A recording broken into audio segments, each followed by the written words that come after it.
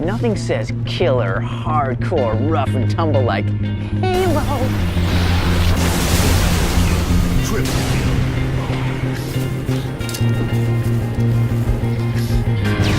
Spree. Double kill.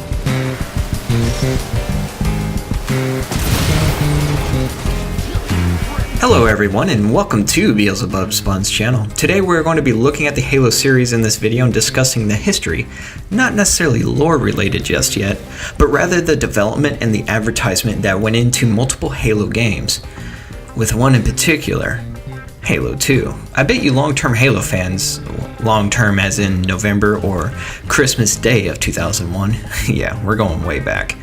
You guys know what I'm going to mention, at least I think you will. Afterwards, we will then transition our topic to fit a more lore/story related, tailored subject, and we will be talking about the Brutes. Why? Because I want to see them again, I'm pretty sure you guys do too, and we want to see these elites in Halo 5, we want to see them slim down and lose some weight, goodness gracious. But first, let's talk about the advertisements and what we can expect or what we should watch out for when it comes down to the next Halo game. Probably going to be some type of Halo 6, but are they really going to call it Halo 6? I mean, the numbers get kind of ridiculous after a while. Anyways, as the summer of 2017 approaches, news about new games coming out later this year or even next year, they're typically revealed at E3. E3 starts in mid-June, meaning some games may in fact try to amp up the hype by releasing a trailer before E3 starts, or some type of teaser, or a teaser for a trailer, or a teaser for a teaser for a trailer. Look, it's all kind of annoying and confusing and very deceptive. Trailers are pre-recorded, pre-rendered footage, increased graphics, and sometimes you'd also get this developer spokesman who usually tries to convey the idea that what you see is in-game footage. However, nowadays a lot of video game companies have been going this direction, which is probably the best way and it's the most honest way to really show your video game. They'll take a group of people that are well-rounded and fun to listen to, because there are quite a few of them on YouTube. I'm not one of them. But they'll sit them down and have them play some type of multiplayer match if it's a multiplayer game. Or they'll have them play maybe a few campaign levels. Or they'll even take developers that know what they're doing and know how to exploit the awesome parts in these multiplayer matches or campaign levels and show what the game is strong at. You would think that's the most honest way and probably the best way, right? Well, you shouldn't think that way. Why? Because I'm a liar. No, I'm just playing. But back in E3 of 2003, Bungie, the studio that has signed with Activision to create this franchise with a budget of hundreds of millions of dollars, well, a lot of people want them to come back and make Halo again. Well, it's not going to happen, but Bungie, just like many other game developers, they had flaws. And in fact, they released this trailer, which was gameplay footage in a campaign level, what was going to be a campaign level. It was definitely gutted and cut out and replaced with something not as intense. Imagine the start of a level like this. Hey company, CP's this way.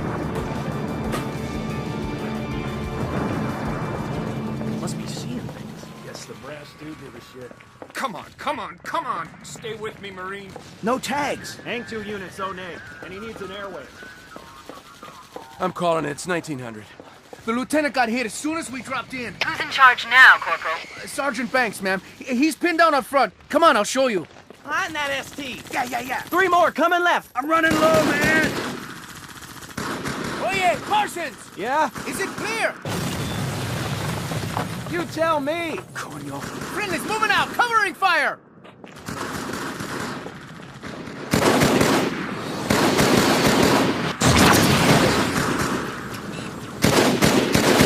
Till this day, we have still not had a Halo level that was just this militarized and invigorating and so massive in scale. The reason being why Bungie had to cut this was because this was from 2003, a different type of game engine that Bungie came up with. Shortly after, they noticed that they were not able to actually input a level like this, or many other levels that were just as huge and intense. They weren't able to put it into a game and have it operate off of the Xbox. You gotta take that thing out. Cover me!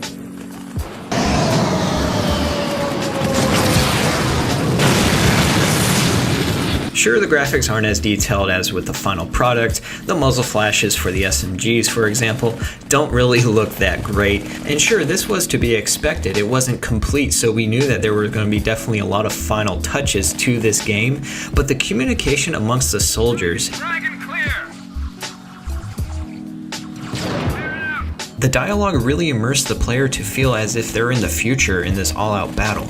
You knew when you were with an elite squad and you were tearing through the Covenant and pushing through, or you were giving hope and helping some of the Marines that were pinned down behind some type of barrier. And then, there were the vehicles. You couldn't forget that you were in a city and you knew that there was going to be a road at some point. So you would get into the new Gauss Warthog, which was something that we had never seen before. Don't get it confused with the Halo 1 PC version with the Rocket Warthog. When you compare it to the Gauss Warthog, Gauss, if you want to get a little bit nerdy with me and talk about the definition of Gauss is the centimeter gram second unit of magnetic induction equal to the magnetic induction of a magnetic field in which one operculum of charge moving with a component of velocity perpendicular to the field and equal to 1 centimeter per second is acted on by a force of 1 Maxwell per square centimeter. Science. It's essentially a noun for electricity. So what I'm getting at here is after this demo, we found out that this wasn't a playable part in the actual campaign of Halo 2.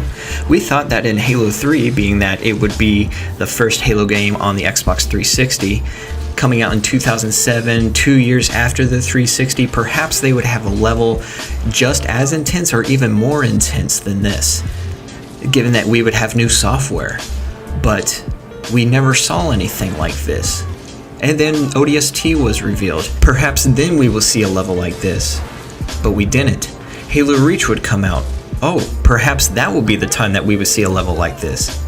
But again, there was nothing this intense. As Halo 2 was nearing its release date, the next E3 just showed off a multiplayer mode on Zanzibar, which was really cool to us, but we didn't see anything about the campaign. Fast forward to this year of 2017 for E3, makes me wonder what we are going to be seeing for the next Halo game. If it's just going to be a trailer or if it's actually going to be some gameplay footage of a campaign level. I don't think they'll go into multiplayer just yet. That might be for next year of E3, assuming that the next Halo game will come out in 2018, given that it's typically a 3-year span for development.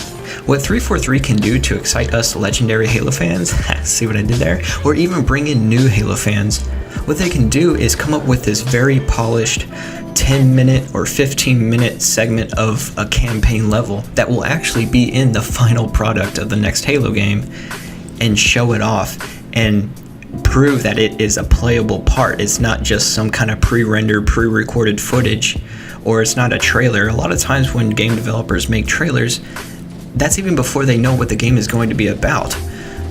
Seeing the Master Chief walking around in the desert with a robe covering his silhouette, or hearing Spartan Locke trying to go after the Chief, almost sounding like an assassin, and maybe he would take the Chief dead or alive.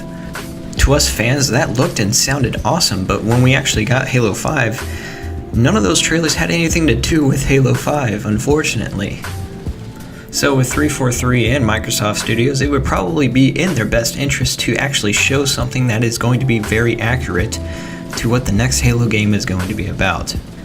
Now, despite the backlash that 343 Industries gets with the way they are making Halo, the ideas and the route that they are taking, keep in mind that the publishers, who is Microsoft Studios, they play a huge role in the way Halo is created because Halo is Xbox's baby. So, Microsoft Studios is going to make sure that it resonates with a large contemporary group of players, those that just want to, as Bungie says, blast it and relax, and they just want to sit back and just play the game without getting too in depth to the story. And then you get the money-thirsty feature, which is the microtransactions, and worse yet, Halo 5 has made a random number generator lottery system. I mean, shoot, I'm probably not too far off by assuming the next Halo game is going to be about the Master Chief going to Las Vegas and playing the slot machines, and if he wants to have more spins in hopes of winning the jackpot, he has to pay some microtransactions. I mean, that seems like the route that we're going, so that might as well be it. Now, if the pretentiousness does not show through the video games that these publishers publish, perhaps we'll take a sample of somebody who was pretty far up there in Microsoft. This gentleman named Adam Orth. At the time that he made these few tweets, he was the Microsoft Creative Director. So that's pretty high up there, right? I don't know if he's still there.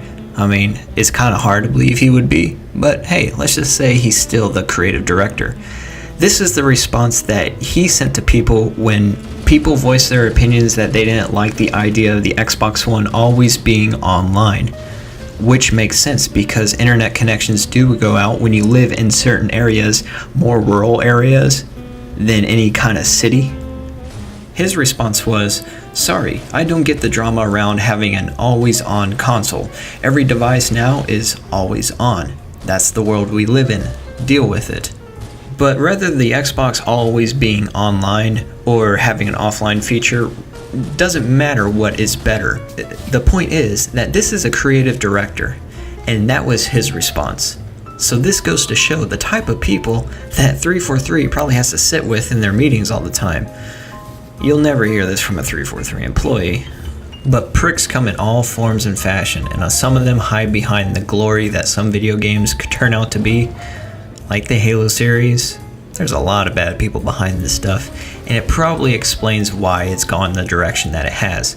There are a lot of things that I do like about Halo 5, but I am not dismissing the fact that it has turned into a very generic shooter. But moving along to what's to come in the Halo series, I'd very much enjoy a break from the Master Chief and experience a perspective from one of the Marines in the Halo world, or some other Spartan for that matter. Although it seems 343 really put Halo 5 on almost as big of a cliffhanger as Halo 2. So more than likely, they will follow up on the Master Chief. In Halo Wars 2, you fight the mercenary organization named the Banished, a group of mixed races led by Atriox, who separated from the Covenant. I would love to see a return of the Brutes of any faction, really. The Brutes fit the title Brute very well. Everything they do is bold, brutal, and downright animalistic. However, it is fun to see the comparison of the Brutes against the Elites. The Elites have a tall, slender, yet strong build, and they are very noble to their leaders. The sense of honor the Elites portray if they ever find themselves slain on the battlefield, it really separates the idea the player has from just playing a video game and you are the good guy and you're going against the bad guys. There's always two sides to every story, and the sense of honor the Elites portrayed was really something that stood out to us, especially in Halo 2, as they were being taken over by the Brutes. They didn't want to give up that honor. The intelligent tacticians the Elites are, with a slight bit of cockiness, really sparks conflict with the hulking beasts the Brutes are, which we did see in Halo 3. But just like the Banished, it will be awesome to fight both the Elites and the Brutes. Perhaps in some instances, not every single time, but every now and then the AI amongst one Elite and one Brute, perhaps they would fight each other. Think of it this way, say a Brute leader leads his troops into a battle and all the troops die except for the leader, and perhaps one Elite. Then the Elite will feel as though the Brute made the wrong decision. As you're hiding behind cover, you hear a firefight going on, and you peer out and you see an Elite and a Brute going against each other. You can intervene if you want to, but if it were me, just like in Halo 2, I would let the AI fight each other and see it all go down. Perhaps the reasoning behind this firefight conflict can be embellished with dialogue, and you'll hear the Elite and the Brute yelling at each other because the Brute screwed up. Because there's always going to be conflict when it comes to hierarchy and some ranking involved, and inherently this gives that militarized feel even to your enemy. And that is something that Halo should bring back, the whole military feel. Not whatever the heck this guy is. What is he, about to play laser tag or something? Jeez. There we go. That's more like it. And when it comes down to the Brutes in Halo Reach, I really like the design of them compared to Halo 3. In Halo 3, I felt that they were just demonic looking. Their eyes were like reddish orangey looking, and they had their teeth exposed all the time. But in Halo Reach, they look more gorilla like. Even the skull indentations that you see inside their skin and how their muscles look, it just very much feels like a big gorilla or something that evolved over time. That actually makes sense. Of course, that is just my opinion, and I want to hear what you guys think, not only about what the brutes should look like, but I also want to know what you guys think of a first-person assassination view. Maybe in the options menu we can have the traditional third-person camera angle with the assassination, which looks awesome, but I really love the idea of seeing a knife going into your enemy to bring that brutal feel that Halo used to have. I think has kind of diminished over the time. There is a cool video on YouTube, and I'll go ahead and put that link to their video of the first-person assassinations. The ones that you see here, they're just very few. There's a ton of them, and it's awesome what this guy or girl did. But let's be honest, it's probably a guy. If you like this video, go ahead and leave a like and go ahead and subscribe if you haven't already. I like to hear what you guys think, and I would love to see what the next Halo is going to be. Maybe we'll see something at E3 this year. Thank you for watching, and stay tuned for the next one. You and me and the devil makes me and the devil makes struggle, love and pain. Go to sleep, you little babe. Go to sleep, you little babe.